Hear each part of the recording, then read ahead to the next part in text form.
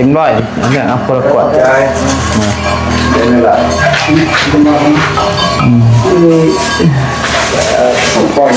สี่หมื่นยังไงฮะสั่งพ่อยสี่หมื่นยังไงเจ็บคอสั่งพ่อยนะสั่งพอยเราบอกว่าเมื่อไรจะบวชตัวก็เป็นพ่อยสั่งยังไงผู้สาวนี่เนาะโคตรโพไม่ถึงน้ำไม่ถึงน้ำงี้เพิ่นว่าสั่งไป3 มื้อฮะก็ได้โอ้ยงานเวียดบ่มีำได้ดีดูนี่เด้มีเงิน9 สอบเนาะได้จักห้องแล้วนับดูได้จักพาแล้วได้จักพาแล้ว1 2 3 4โอ้ได้ห้อง1แล้วบ่นี่แล้วห้องนี้เนาะถึงแล้วเดี๋ยวพี่น้องเลยถึงห้องนี้เพิ่นก็สำเร็จเรียบร้อยโบกสำเร็จเรียบร้อยเนาะได้ห้อง1พี่น้องเลยมันจากนั้นเนี่ยมันบ่มีพลอยปัดพี่น้องแล้วบ่ซื้อไม้เพิ่นไว้อยู่ยาชุดเจ้าแล้วมันจะเป็นกระตุ้นจักมือห้องนะฮะห้องละจักมือ2 มือบ่มือละ2 พาเนี่ยมันงานเดียวกระตุ้นกันเพราะว่ามันกินปูหลายคือนานนี่มันจะนักแน่นะเพราะว่ามันเบี้ยวดูมาได้เดียวเวลาเขาก่อเลยแบบมันโมแห้งเขาก่อไปเลยเนาะแข่งตัวประธานไปคือกันแต่ก็มันก็เลยอย่างลูกแม่คนว่าเสาตัวนี้เพิ่นก่อเวลาเพิ่นก่อเบี้ยวเพิ่นว่าอันเสามันดุ่งเข้ามาเพิ่นเลยก่อตามมานั่นเพิ่นว่านะมันก็ดึงไปตามเสาของแม่เพิ่นมันก็นี่แผ่นโซล่าเขาก็ซื้ออยู่ดิการทำมันดุ่งแผ่นโซล่าเขาก็ซื้อจังว่าเขาก็บ่ฮู้เขาก็ได้ยินแต่เพิ่นเว้าเนาะเปิดแอมพาแล้วดึงไปแบบ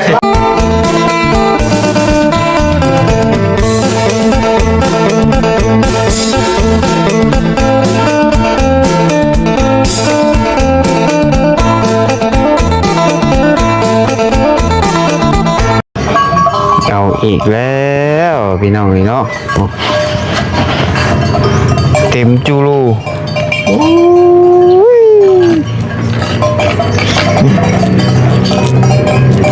โคตรพี่น้องนี่คือว่าอัดดีอยู่ตรงน้ำก็ยิ่งเหี่ยเนาะเหี่ยอะไรดีเงือดเลยพี่น้องเลยโอ้ยเบิดเลยพี่น้องเนาะอยากเบิด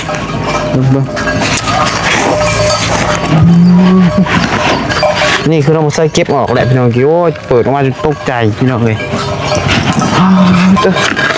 ถึงเด้อ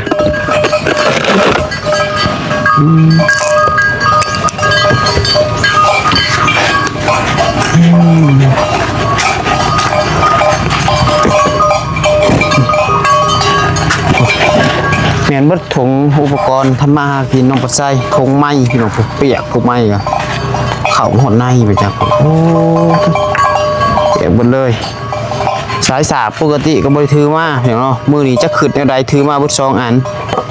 สายสาบโทรศัพท์นี่กะจุ่มหมดเลยสายสาบนี่สำคัญเห็นจุ่มหมดเลยสายสาบโอ้สิเพว่าตัวนี้ห้ากระซื้อตัวนี้ชื่อวังสิไปคอนแก่น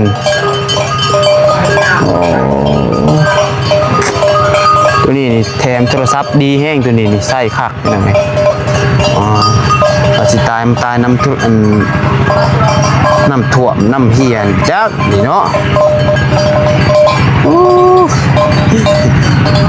หนาเลยพี่น้องเนาะ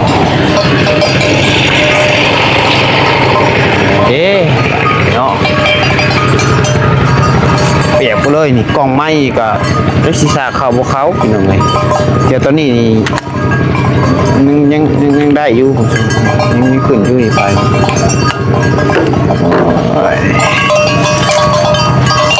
นี่นะpower bankนี่กับเปียกบัด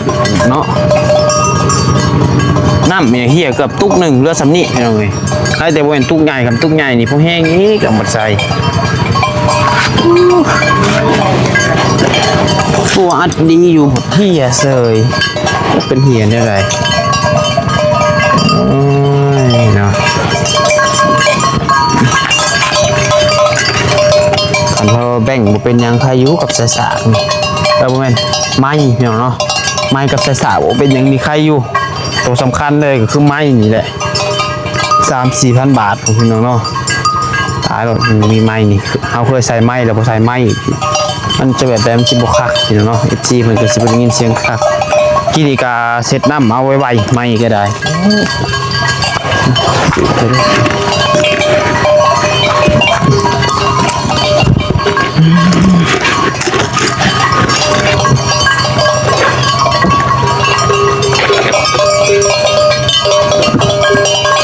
เปียกเบ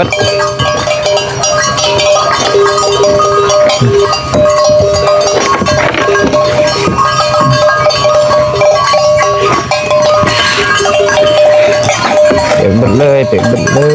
ย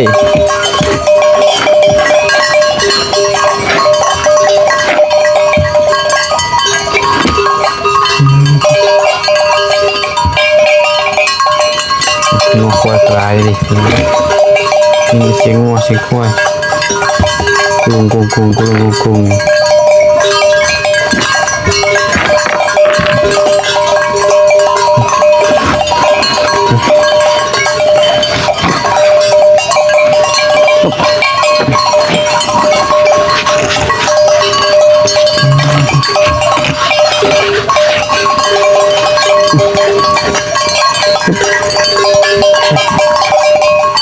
เฮ้ยเปียกหมดเลยพี่น้องเนาะตกใจเมื่อกี้ที่เปิดออกมากำลังเสียกันพ้นเก็บไว้พี่น้องเลยกดว่าน้ำเต็มอาญะอยู่พี่น้องเนาะ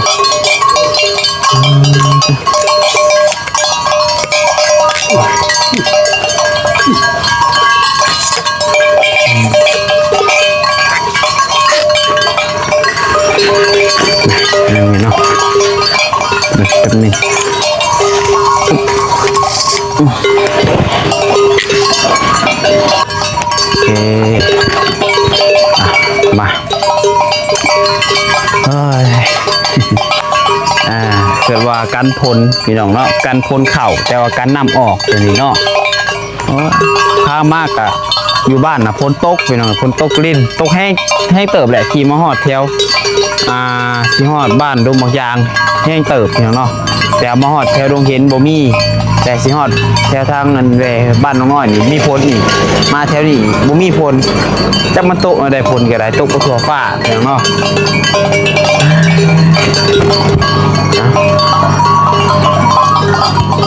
ก่อนอื่นเบิดอากาศทักทายสบายดีเด้อสบายดีสวัสดีพ่อแม่พี่น้อง FC เบิดสุขุสุคนผู้สมองสุบอลบอยสู่ฝั่งลาวฝั่งไทยและก็อยู่ทางต่างประเทศยินดีต้อนรับเข้าสู่ช่องสายกกสายบุญอีกแล้วก็พบพ่อกันกับน้องปัดไซมื้อนี้พี่น้องทางน้องปัดไซก็ได้เดินทางออกมาเวียกงานคือว่ามาเบิ่งเวียกงานอยู่บ้านน้องน้อยพี่น้องพอน้องปัดไซก็บ่ได้ขึ้นมาหลายมื้อเติบพี่น้องเนาะขึ้นมาล่าสุดตั้งแต่มื้อได้รถพุ่นแหละพี่น้องตั้งแต่วันหยังมวยเป็นอาทิตย์แล้วบ่ตั้งแต่มื้อได้รถแล้วน้องปัดไซก็บ่ได้ขึ้นมาเลยคาเวียกพี่น้องคาเวียกอยู่บ้านให้คือ FC เห็นนั่นแหละพี่น้องเนาะเสร็จหาทางน้อยเพิ่นได้ทางเนาะแต่บอกเพิ่นขึ้นไปโรงเรียนบอกเพิ่นได้ก็ไปใช้แหละเพิ่นกำลังมาเพิ่นเนาะจะมาทางนี่เลยเนาะ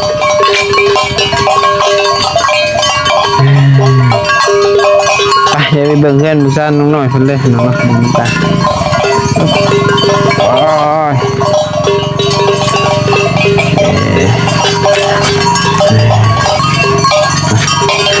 ขี่รถใหม่มากเห็นเนาะใหม่มากทีนี้ก็เห็นรถเพิ่นโซ่ขาดกระยันเพิ่นมากเห็นไหมโอ้ยังแต่ต้นนี้เล่น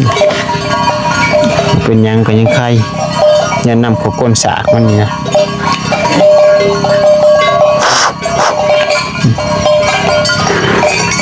ใช่โอ้ไปนำไปบริมาจะโดนเติบเพียงเนาะเป็นอาทิตย์กูละหรือว่าเพิ่นสาบพี่น้องเนาะ เป็นสาบได้แล้วแล้วสองพาด้านหน้าพี่น้องเลยโอ้เบิ่งได้จักพาอะไรนี่พี่น้องเนาะ1 2เละตุ่มเป๊ะเลยนี่เนาะ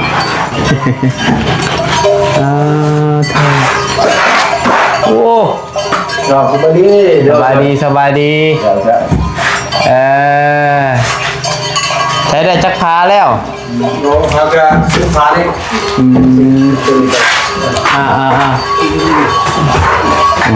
เนาะ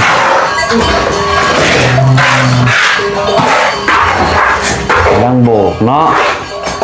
เซ็ตเจน้อยเพิ่นได้สะถึงเห็นบ่ อ้าวพี่เจ้าคนน้องมานะ ยังภาษายังเห็นเพิ่นมาบ่ซะ นี่เลยว่าถ้าเอาปอยมาให้นี่เด้อไปปัด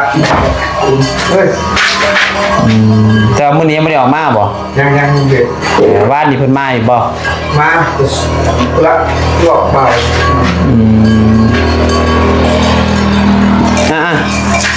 เอ็มร้อยอันนี้เอาคนละขวด ใจ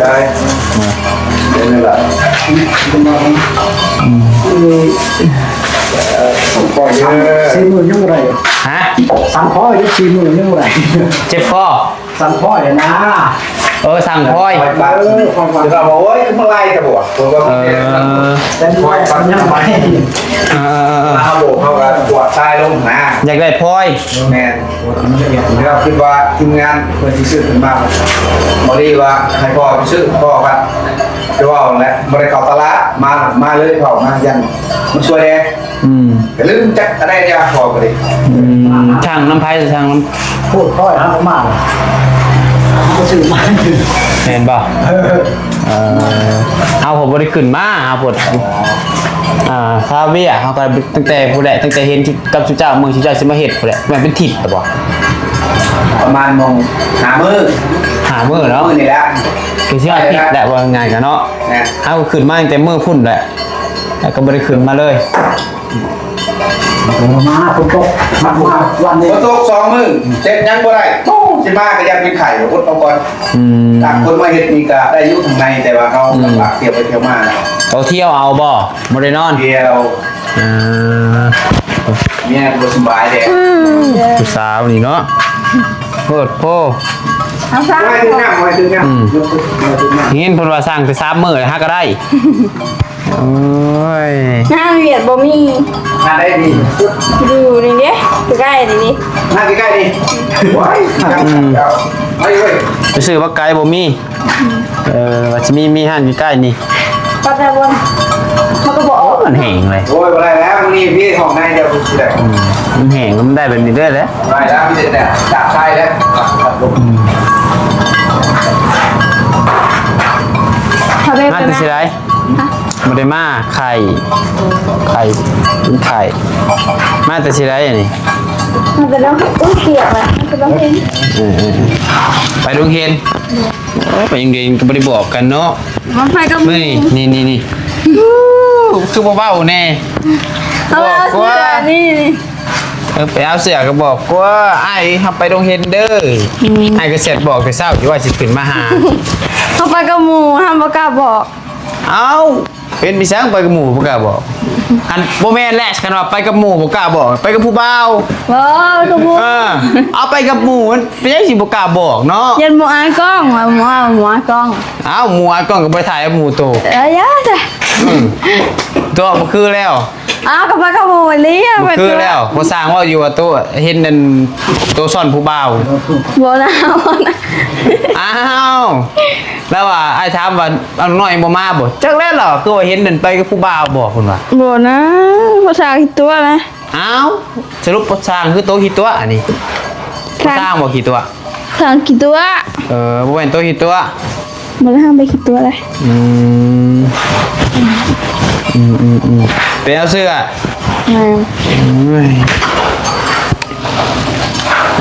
ยังไงเนาะ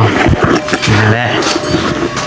นี่ขึ้นมาหลายมือเติมน้ำใส่กระเตะปูนยังได้จักสอบนี่ 2 4ก็สอบ ยัง9สอบ ตอนนี้เด้เวลา ปูนแดงนี่ สอบครึ่ง ปูนแดงมันเห็นบ่ได้แล้วปูนแดงจะบ่ได้ทันที ได้คนโบกแล้วยังเหลือ9 สอบเนาะได้จากห้องแล้วไปนับดูได้จากพาแล้วได้จากพาแล้ว 1 2 3 4 โอ้ได้ห้องหนึ่งแล้วบ่นี่ ห้อง แล้วห้องนี้เนาะ แห้งแล้ว เดี๋ยวพี่น้องเลย เอ๊ะ คือห้องนี้เพิ่นก็สำเร็จเรียบร้อยโบกสำเร็จเรียบร้อยเนาะ โดย ได้ห้องหนึ่งพี่น้องเลยมันจากขนาดนี้มันบ่มีพลอยปัดพี่น้อง แม่เลยบ่พอ แล้วบ่ซื้อมาให้เพิ่นไว้อยู่เลยยาชุดเจ้าแล้ว ซื้อ มันจะเป็นกระตูดนี่พี่น้องเนาะยามันออกเป็นของแกนอนเนาะ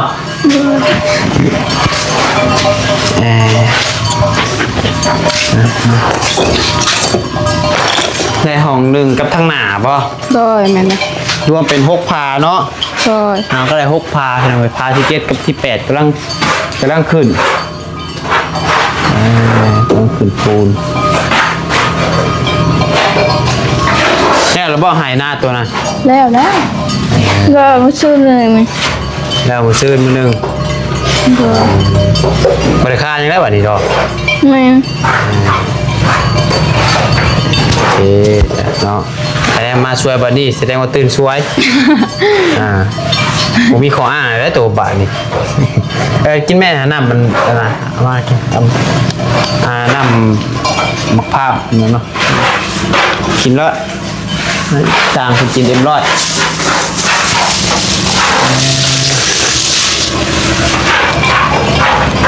ก็คือเหนียวตาดีวะ เป็นผู้บ่าวตีตามาเปล่า เหนียว แล้วเราเห็นฉากบอกก่อนกันที่สอง น่ะ กับไปกับถาม เนี่ยโอ้ยชื่อเลขก็ถึง เพราะอันลูกแล้วคนหนึ่งอะเฮาบ่กล้าไปผู้เดียวค่ะ หักตามเลย กับลูกแล้วแล้วขับรถ แล้ว ไป3 คน แม่นเลย ร้อยเป็นยังไง เด็กน้อยคนหนึง แหมโอ้ยชางตาทิพย์เป็นแท้ เราเห็นตัวคดีดาผมช่วงนี้ แจ็คเลยตัวเวนดอกภาษาฮ่าๆกับไฟเมื่อกี้นี่ภาษาจนแกแล้วอะไรแก ไม่เชียร์รถแตกออกไป ตัวเวนดอก เดี๋ยวยุคไปสู่นี่นะ แล้วผู้ฮอตตัวไปกับผู้บ่าวอยู่ว่ะ ว้าว อ้าวสั่นสิไปกับหมู่สิไม่ใช่เป็นกับหมู่เนาะเอาพี่น้องๆคนก็เริ่มโบกจักมือห้องนะฮะ แต่ ห้องละจักมือ สอง 2 มือบ่ แม่น มือละ2 พา แม่นมันนานเด้ขอโทษกันเพราะว่ามันกินพูดร้ายคือนานนี่มันจะนักแน่นะเพราะว่ามัน เบี้ยว ดูมาได้เดียวเวลาเขาก่อเลยแบบมันบ่แห้งเขาก่อไปเรื่อยๆเนาะแกงตัวบทันไปคือกันแต่ก็มันก็เลยอย่างลูกแม่นะ เพิ่นว่าเซาตัวนี้ฮะเพิ่นก่อเวลาเพิ่นก่อเบี้ยวเพิ่นว่าอันเซามันดุ่งเข้ามาเพิ่นเลยก่อตามมานะเพิ่นว่านะ อ๋อมันก็ดึงไปตามเสาของแม่คนมันก็นี่แฟนโซล่าเขาก็ซื้ออยู่ดิการทำมันดูแฟนโซล่าเขาก็ซื้อ จังว่าเฮาก็บ่ฮู้เฮาก็ได้ยินแต่เพิ่นเว้าเนาะ เจอแอมพาแล้วดึงไปแฟนโซล่าแหละ อันนี้เฮาก็บ่ฮู้พี่น้องได้ยินแต่ว่าสร้างทีมงานโทรนิ้วแรกเพิ่นมาก่อเพิ่นเล่าว่าอันเสากลางนี่มันเข้ามาใน ไอ้โบแมนมาบุกไอ้เด็กน้อยครับครับเขาแก้ไขได้ยุโดยเข่ามาตัวนี้มันขึ้นเลยโพดนะกางเกงมันออกประมาณ2นี่ก็แก้ไขได้นี่นะไปพูดเลยไปเรื่องปัญหาเช่นไอ้กระยามันก็แก้ไขไปนี่แหละ เอาก็บ่ฮู้นำเพิ่นได้ยินแต่เพิ่นเว้าอันนี้ก็ได้เพิ่นว่าเพิ่นก่อตามมันแปลว่ามันดุ่งก็ดีทั้งเนาะแปลว่า มันหาเช่นหมดแล้ว เขาก็บอกว่าเป็นอะไรก็อย่างนั้นก็ต่างคนเพราะว่าสร้างกับเปลี่ยนใหม่เด้พี่น้องเนาะมันผู้ก่อผู้หนึ่งผู้โบกผู้หนึ่งผู้ตั้งเสาผู้หนึ่งอันเว้นคนหนึ่งคนเดียวฮะนะ ผู้มึงคนนึงหม ผู้นึกมุ้งผู้หนึ่งอีก เมื่อคืนนี้บอกว่าไงเว้ยมีเงินอันใดมีห้อยหยาดตับตัวคอก่อนหัวไม่ใช่มันนั่งนี่เขาเลยในทางเข้าเป็นบ่ เจ้าขึ้นแหละอันไหนเฮาแล้วภาษามันหัวมันหัวบ่จิกอะฮะเด้อ ใช้มันหัวอยู่ใช้ หัวนี่เด้มันตามร่องมันนี่เด้ เอาหัวบ่อปั่นนี่ หัวตามร่องมัน หัวมันได้ตามรองมัน บนไม้ต่อกันตัวเทิงนี่เด้นี่เด้ เออบ่วันใหม่ต่อนี่ เด้บนห้อยแล้วก็สีเด้เป็นพอร์ตเนี่ย ก็ว่าทำยังไงทักมาต่อเลยแล้ว เนี่ยมันหัวละแต่บอลเดียวนี้ แม่น มันหยาดแห้งบ่ ก็แห้งอยู่ได้ อ๋อเอาที่มันก็บ่หัวว่ะ ยันไม่เหี่ยวพี่ช้างแล้วมันหยาดอยู่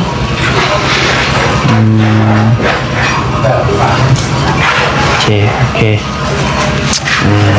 เนาะมันกำลังมากันคือว่าปูนทรายนี่คือบ่พอดอกเนาะ เด้อ พอมาพร้อมกันดูกระจาย ผ่านเบิดจังสั่งมาบ่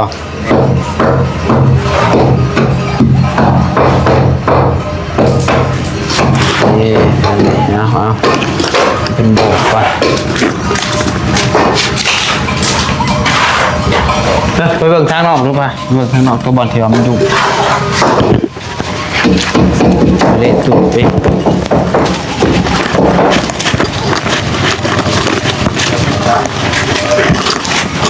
นี่มันกระดุมออกมาเนาะ เด้อ ตัวนั้นนี้มันสิบ่ทางนี้มันสิบ่ได้สาบมันนั่นดิบ่ เช็คเลย ก็ย่าน้องบ่ใส่ก็บ่ค่อยฮู้พี่น้องเนาะบ่ขอเว้าแล้วกันว่าบ่ฮู้พี่น้องแต่ว่าก็ให้เบิ่งเอานี่แหละนอนก็ได้กันโอเคได้ก็แก้ในตัวสร้างมันคนละความคิดนะเนาะ เด้อ คือจานแบบว่าทีมงานพอว่านิ้วนี่เพิ่นก็คิดแบบนึงเวลาเพิ่นโบกเพิ่นสิโบกแบบนึงนะครับเนาะ เด้อ เดี๋ยวทางพอสัญญาเพิ่นก็มีวิธีภายมันนั่นแหละว่าง่ายๆก็ได้ เด้อ เพราะว่าก็คือน้องบ่ใช่ว่ามันสร้างเห็ดหลังคากับผู้หนึงสร้างตั้งเสากับผู้หนึงโบกกับผู้หนึงก่อกับผู้หนึงมันบ่แม่นผู้หนึงผู้เดียวมัน หลายคนก็หลายความคิดหั่นนะเฮาก็บ่ขอเว้าซะพี่น้องเอ้ย เด้อ อะไรกันเนี่ยให้เพิ่นแก้เอานี่แหละมันก็บ่แม่นว่ามันสิหายแห้งเนาะมันก็พอ แกได้ แกได้อยู่พี่น้องไอ้สันนี่ซื่อเจอหน้าแล้ว แล้วมันซื้อมานี่ ใช้ออกมานอนแต่ละมือ พอห้าออกมานี่จะพอห้าออก มันจะพอมานอนเผา เด้อ ก้มหน้าก็เงยหน้าขึ้นมามาก้มหน้าที่เพิ่นยังว่าอยู่ว่าเวลาถ่ายคลิปจะก้มหน้าอย่าเฮ็ดอันนั่นเฮ็ดนี่ร้ายเพิ่นว่า เด้อ แนมหน้าเบิ่งกล้องยิ้มงามๆยิ้มแขวเรืองๆ หมายถึงตัวเองดอกกันนี่เอาดีละเป็นแล้วเนาะ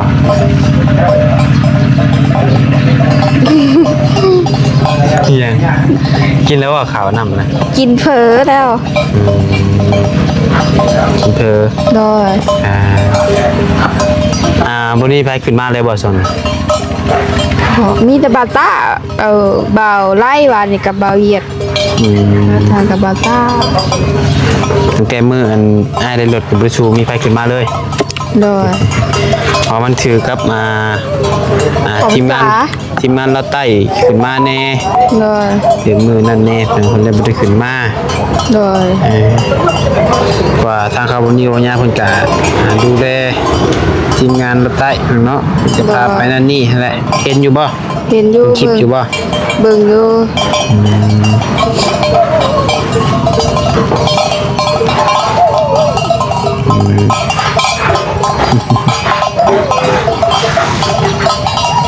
ยังไงจะเพิ่นโบกภายในเนาะ โดย มือที่เท่าไหร่ล่ะนี่ชื่อบ่ บ่จือเพิ่นไปมาก็2มื้อฝนตก ทางยุด2มื้อโห โดย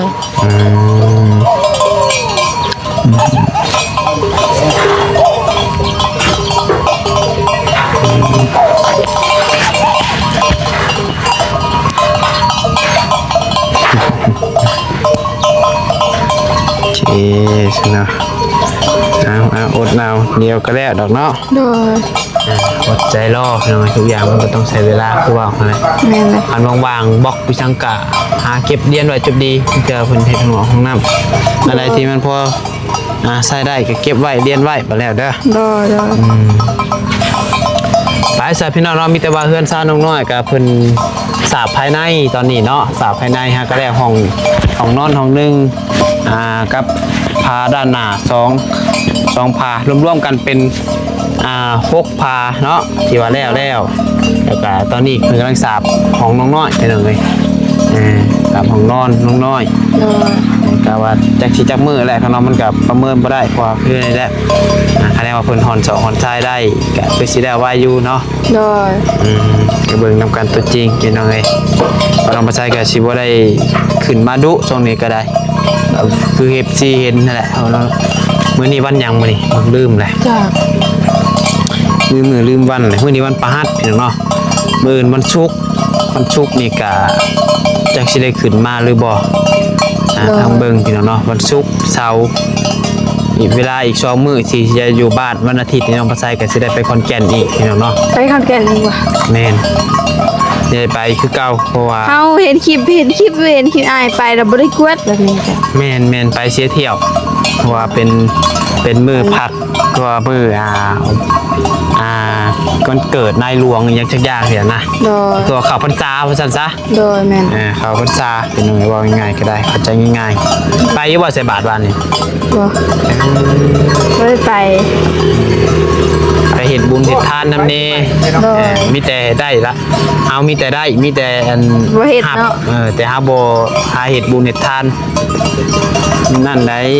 ก็แล้วแต่ดอกว่าบอกซื่อๆเนาะแนะนำซื่อๆคือน้องปัดไส้ก็